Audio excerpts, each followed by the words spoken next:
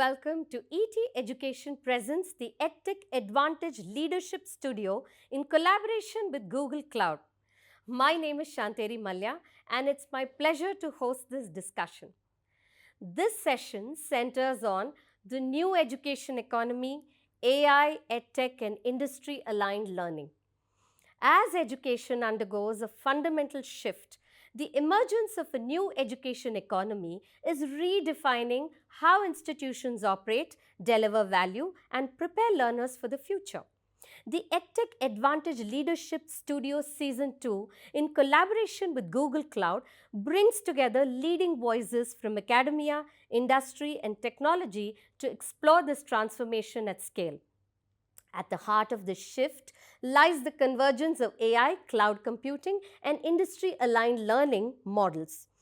From enabling personalized skills-first education pathways to building agile and scalable digital ecosystems, technology is no longer an enabler. It's the foundation of modern education. This discussion will unpack how Google Cloud is powering this evolution through advanced data capabilities, generative AI, and collaborative digital infrastructure. Through real-world insights and on-ground success stories, the session will explore how institutions and EdTech players are reimagining learning for a rapidly changing workforce landscape. It will also address critical challenges such as bridging the skills gap, ensuring equitable access, and embedding emerging technologies seamlessly into education systems. More than a conversation, this is a forward-looking dialogue on how stakeholders can collectively build resilient, future-ready education ecosystems where learning is continuous, industry-aligned, and deeply integrated with technological innovation. We have an esteemed panel of speakers: Arpit Badjatya, founder Serosoft, more popularly known as Academia by Serosoft; Yash Banwani, founder Seekho. They are joined by Vaibhav Kumar Srivastava, Head Education and EdTechs, Google Cloud India and SAARC. Hello and welcome. Thanks to all our panelists for joining us here today.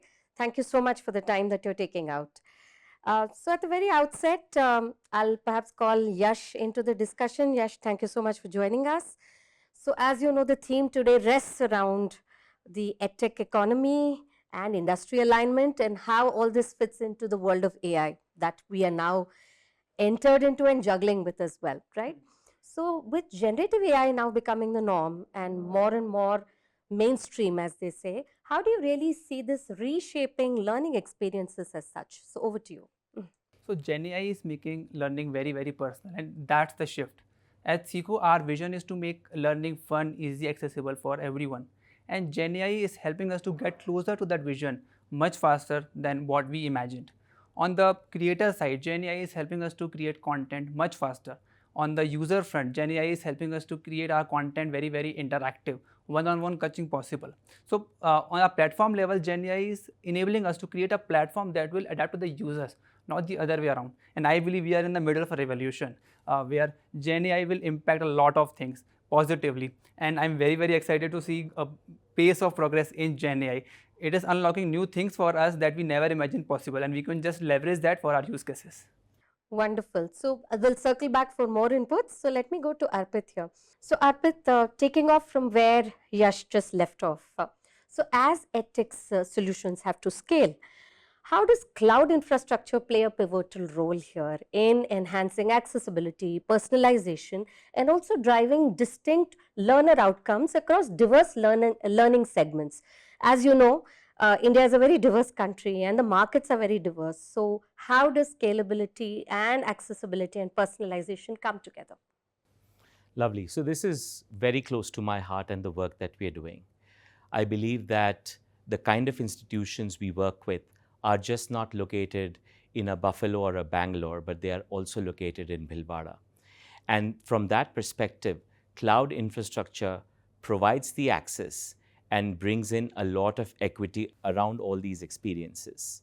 So for example, a group of institutions would like to give the same level of student experience to their institution in Fiji as they would like to give it to someone in Indonesia. And this is something that cloud can enable.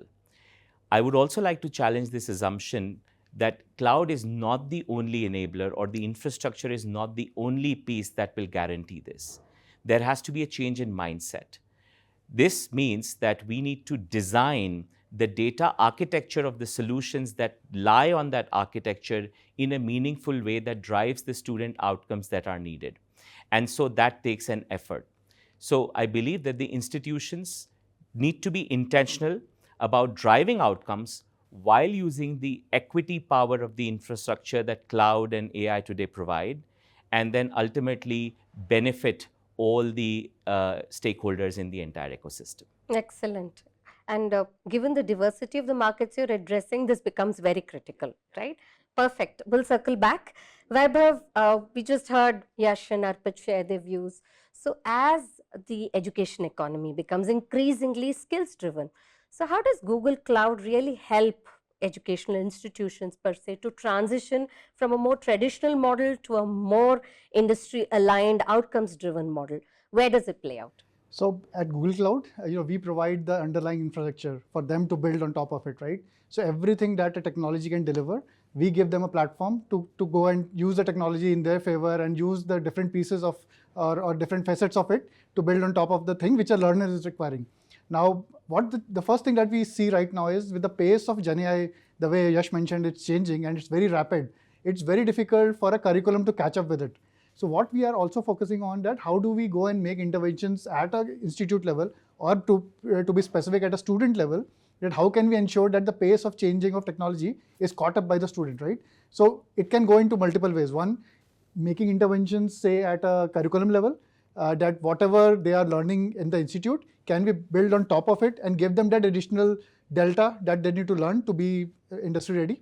And also at the level that the institutes are themselves enabled to keep the pace of the curriculum, right? And GenAI again comes back into the core. You can use today's GenAI technologies to actually redesign your curriculum, which is to the need of the today's hour, right? Because if I take an engineering course, which is 4 years, it's impossible for an education system to cope up with it and keep changing that curriculum at the pace of it. So at Google Cloud, we try to see if we can build on top of it, whatever is the new skills that are coming up, give it to the students as an additional certification or doing joint BTech degree programs. We make that intervention and we ensure that students are really industry ready, and the industry academia gap is actually getting smaller and smaller.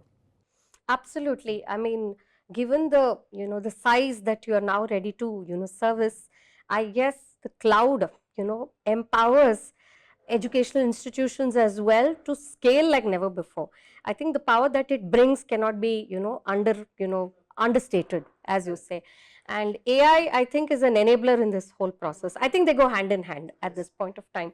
So, Arpit, I'd like to make in addition to what Vaibhav said, I believe that metaphorically, cloud and AI provide us the canvas, and technology providers like us are the painters who can really sketch something beautiful on top of it. But what is required is deep domain expertise to come up with relevant solutions that resonate with the end customers. So if a registrar needs a report at 11 p.m. before the Senate, infrastructure wouldn't know it. It's the provider like us who would know it. And so that's where we partner and we ensure outcomes and equity for all involved in the ecosystem. absolutely, perfectly. It leads me to what I wanted to ask you. I'll stay with you, Arpit. So how does this collaboration between global technology providers and a specialized information system or a sort of a key online learning system actually change the game? What does it really do? So in my mind, the best partnerships are those where the two partners understand their boundaries. They do not step on each other's toes. At the same time, leverage each other's capabilities and strength. To talk about the partnership, for example, between GCP and academia, Google Cloud gets its fantastic AI primitives, its data capabilities, its infrastructure capabilities to the table, while service providers like us get the domain expertise and the solutions. When these two come together, there's magic for the stakeholders that are involved in the education institutions. And how does that happen? Previously in the past, the student journey without the cloud and the AI would have been a very disparate one, where you would have different kind of data points and then the institution will have to make sense. Now, how has it transformed? It has become a series of touch points which can be enabled through the AI and the solution together to give insights around, let's say, degree advising, their coursework, their communication with the institution, their graduation life cycle, etc. When all of these come together, it creates a beautiful symphony of a series of data points that then can really create the magic that a partnership like this does. So I believe when two infrastructure and the solution providers come together, magic happens and it can lead to some great outcomes for everyone involved. Absolutely. So, Yash, I would like to kind of pick your brains on something, very similar and pressing in your space. So, expectations from the education economy are evolving and they are like never before high, right? From every point of view, from the learners, from the parents, from the institutions themselves. So, what are the pressing challenges that, the entire ecosystem is right now facing, and how does technology really help to navigate these challenges?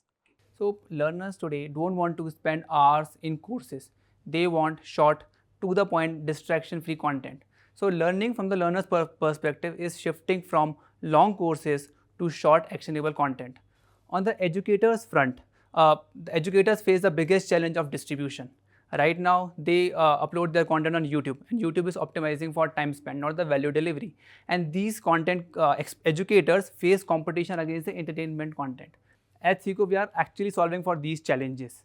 At Seekho, we offer short, expert-led, ad-free content experience where users can directly use these skills in their real life. And tech and cloud infra enables us to deliver that. Cloud infra actually lets us reach millions of users without having to create our own data centers. And this actually frees our team's time to focus on what really matters: the content, the creators, the learning experiences. Excellent. Yeah. So, Arpit, anything that you wish to add here? To my mind, there are two challenges that the new technology is helping us solve as an education sector. The first one, I call it the relevance gap. The relevance gap points to the fact that the skills acquired by students at the end of the journey of their education is not in line with what the industry needs. And I think that relevance gap is something that technology can really help us bridge. How? The signals from the labor market, the jobs market, can be easily now had in real time and incorporated into the curriculum using Gen AI techniques. This was hitherto impossible. And we believe that this is one area where AI and analytics will play a huge role in making this relevance gap go away. The second thing that I see is educator burnout. Teachers are at the helm and at the center of the education process. All of us know that. All of us have, all the teachers have built our lives, and we are grateful to them always. And in today's world, when the educator has to do administrative processes, they have to create the content, they have to prepare for the lectures, they have to also contribute to the institution in other ways, educator burnout can be real. So what AI and tech is enabling is basically let them focus on the core part of teaching, while some of these administrative tasks can be very efficiently handled by platforms like academia, which is a tech AI enabled system. And so in short, what I would say is let technology do the repetitive, let humans do the irreplaceable. Excellent point. In fact, I think this will stand the test of time in terms of universality as truth, right? So I'll stay with you, Arpit, for a little bit. So we do understand the fact that, you spoke about democratizing learning outcomes across and looking beyond the metros, the large cities across the world, or specifically you referenced India as well, right? So how does AI and cloud-powered solutions per se really help to look at this democratization in the real sense? Go beyond the metros and hit the tier 2 and the tier 3 cities. So all yours. Again, a topic very close to our heart and probably our raison d'etre in Serosoft academia. We believe that a lot of the challenges that need to be addressed are actually in tier 2 and tier 3. And until now, you couldn't imagine that a tier 2 city institution would have access to a smart intelligence platform which will enable them. But I think with the advent of AI and cloud, that has fast changed. I can tell you and assure you that today, institution, as I said, in Bhilwara, has as much access to the right tools as someone in Bangalore. And how that is helping is those institutions in Bhilwara can now use the data that's coming out of these platforms. It could be around early signals of student disengagement. It could be the student performance. It could be the admission rates in the institution. It could be the entire student services team's data. All of this is now available.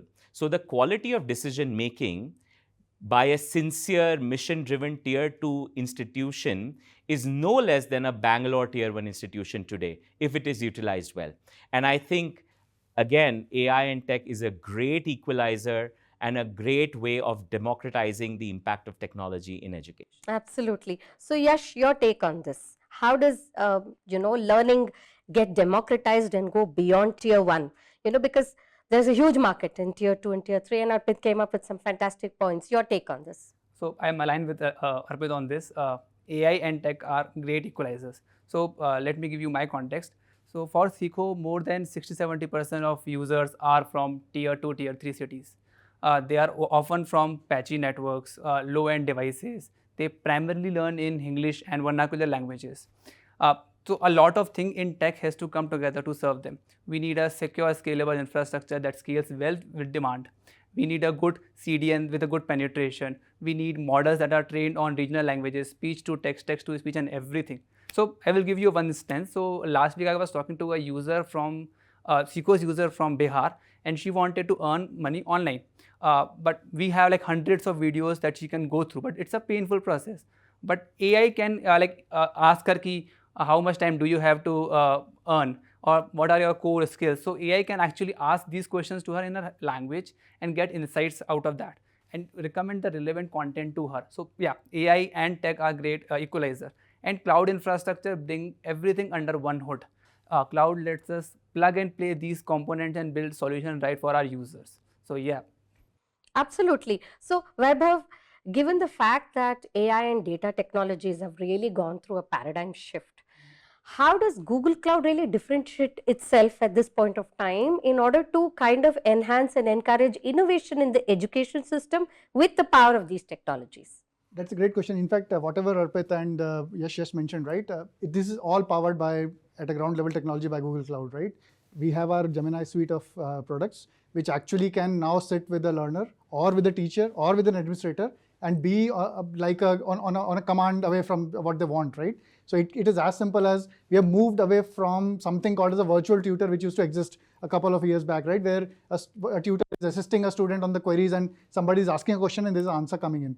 Today, a tutor actually can become a mentor and can ask actually relevant questions to a student to understand the skill set, skill levels, and then curate a content which can be relevant to upskill the student on their own levels, right? Same goes for the educators, which means if I'm an administrator, I want to understand what's my fee collection status today, right? Or how many students are having attendance issues, which kind of subject needs more intervention, and also to a teacher or a lecturer level that, okay, which are my best performing professors and which are the ones who need some attentions. So all of these can be done together just by a simple interaction with a tool powered by Gemini, and all of these answers can be available at a click of a button, right?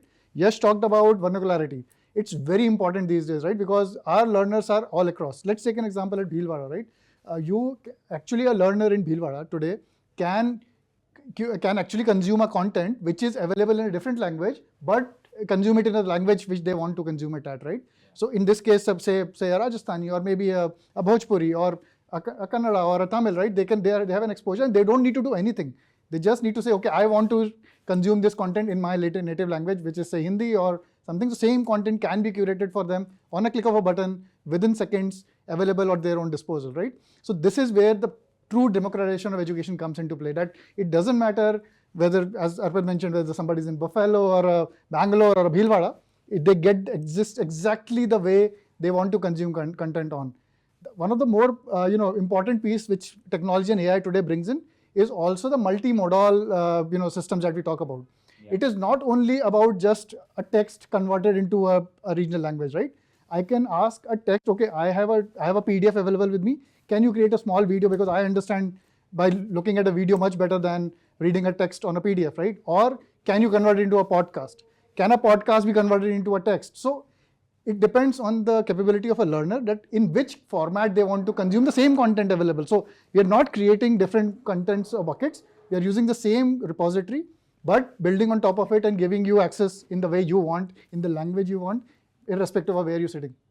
And almost real time. Almost real time. Absolutely. In real time, actually. Yeah. In real time, actually. It's fantastic. The whole magnanimity of it is like humongous, when coming to think of it, if you visualize it and actually look at it, right?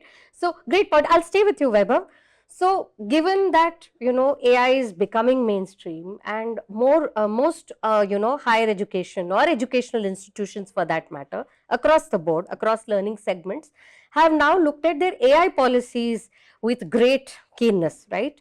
And it's also a mandate in many cases. So how do they even look at aspects of data privacy, look at security, look at how data can be accessed across different segments? How can, compliance also be one of their key elements? So how should these aspects really be looked at? So safety and security is core to us, right? And making AI responsible is the second thing that we keep talking about, right? First thing what we do is we don't take your data away to the cloud and process it for training the models that Google wants to train on, right? Your data is secured in your tenant. It is processed, the AI engine processes on top of it, but the data remains where it has to be. That's first thing, right? Second is, all of these things when we build together, we ensure that it is extremely responsible. So the answers or the output that are coming out of a data model is not hallucinating. It's accurate. It's actually can be revetted by someone which is an expert in that in the subject or in the content, and actually validates the authenticity of the content so that it doesn't go away in a very loose format. What we have done is we have also created our Gemini models which are specific for education. So which means today an institute doesn't need to pay a hefty money which Gemini may cost for a corporate.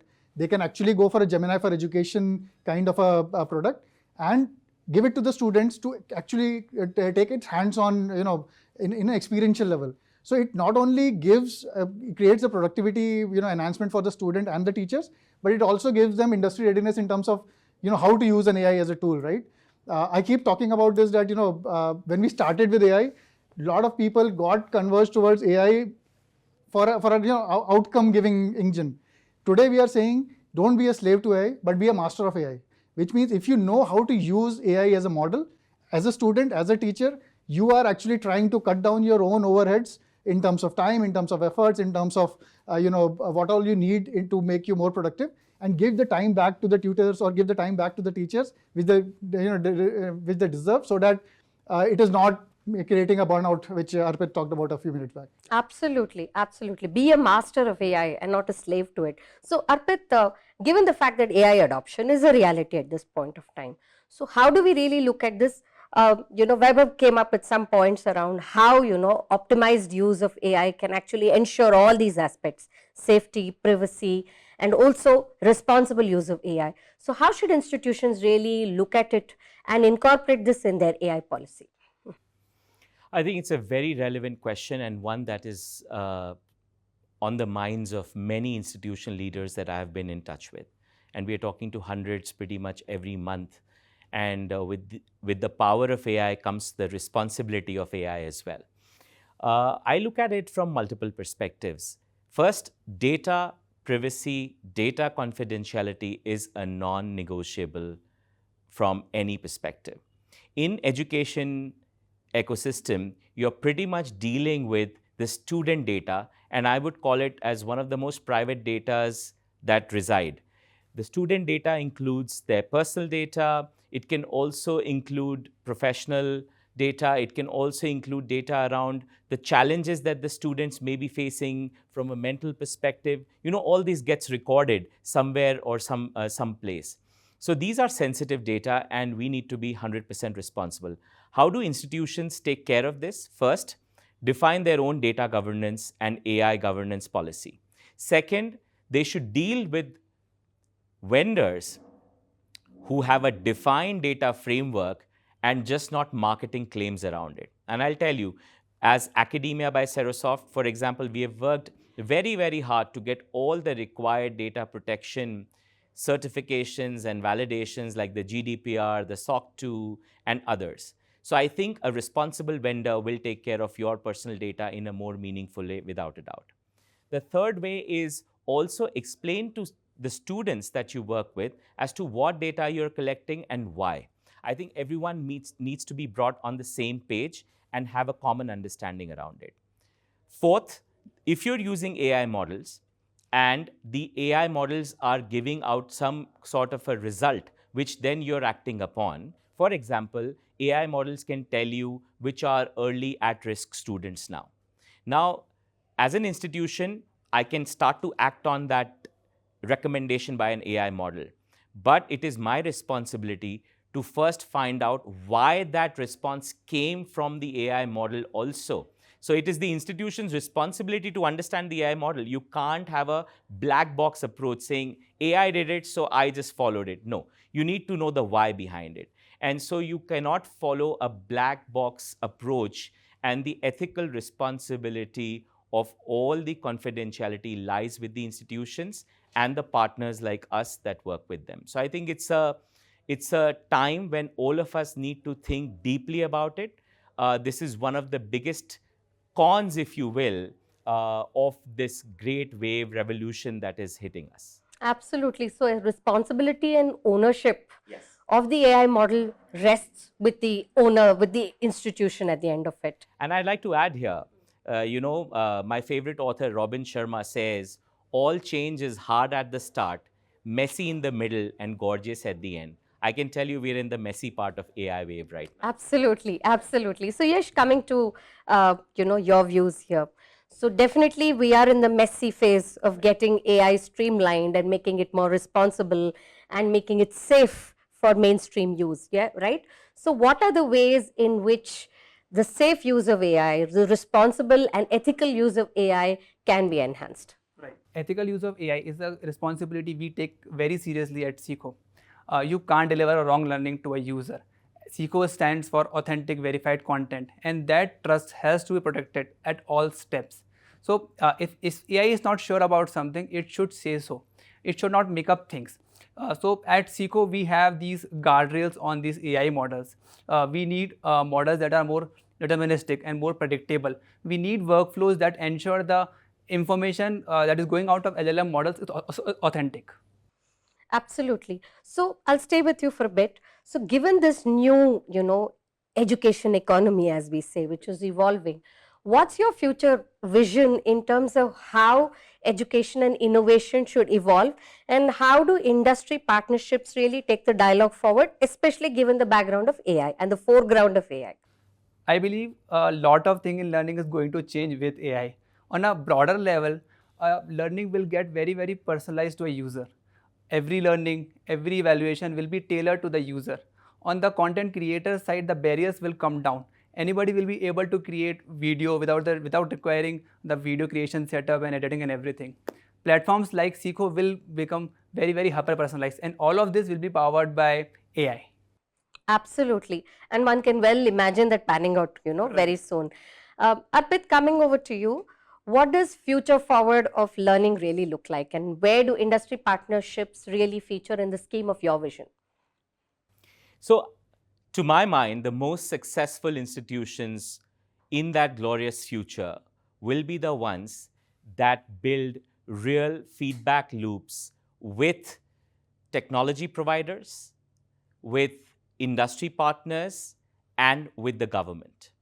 And that is why we love what we do at Academia by Serosoft. We help them build something which is at the intersection of all these three, while using data in a meaningful way to get a lot of intelligence. So to my mind, the future of education is data-informed, networked, but very human. And to my mind, technology and AI will enable that at scale. Excellent. So Vaibhav, coming to you here. So we heard, Arpit and Yash share their views around how they're looking at the future of the education economy. So how do critical industry partnerships really change the game here? So how have you helped, organizations and institutions come together to form this ecosystem that can really change the game, given the AI play as well? No, absolutely. I think that is the most critical piece, right? Does the educators, the industry, and the EdTechs like them collaborate with each other? For example, Seekho today is one of the earlier adopters of Gemini Enterprise. They use that for their employee productivity. They use it to ensure that their application is performing to the level which the learners want. Serosoft is actually running out of GCP in their core infrastructure. So we ensure that everything that they need is available on a click of a button so that they can be more productive and they can be more impactful with their customers. Coming to the education and the educators directly, what we are doing is we are ensuring that the Gemini suite of products are available at every student's disposal. We are working with institutes, tying up with them, ensuring that curriculum gets inducted on Gemini or on AI, where the students are able to get the learnings on the go and not wait for them to be ready in the industry to scale on that, right? Coming back on the educators piece, I think we are working with a lot of professors and faculty members across the globe, across India, where we are telling them that how can they use AI to make their redundant work or things that are repetitive automated. For example, today when I come and open my laptop first in the morning, I have something called as an AI mode in my inbox. It tells me which are my important mails to reply, what are my tasks which I would have missed yesterday to act on, and how should I plan my day. These are the things I would usually take 100 mails to read, and then maybe after 2 hours I'll figure out, okay, this is my action plan for today. Same thing can be actually replicated at a student level, where a student can now understand that, okay, this is my learning plan. I would have missed something yesterday. I have to brush up on this. A teacher can actually create a lesson plan. Okay, I have to go and teach 5 lectures today. So of the 5 lectures, which are the prioritization or which are the things I'm not ready with, and I can create content on top of it. For an administrator or for a somebody who is running the institute, will get all the data which they need to ensure that their institutes are actually optimally using all the resources available at their disposal in the much more efficient way. Excellent. I think this brings a 360-degree story, a narrative together, right? So fantastic discussion. Thank you so much, Yash, Arpit and Vaibhav, for joining us on this session. So thank you once again. Thank you so much. Thank you. Thank you. Appreciate your time. This is Shantheri Mallaya signing off from ETEducation presents the EdTech EdVantage Leadership Studio in collaboration with Google Cloud. For more episodes, stay tuned.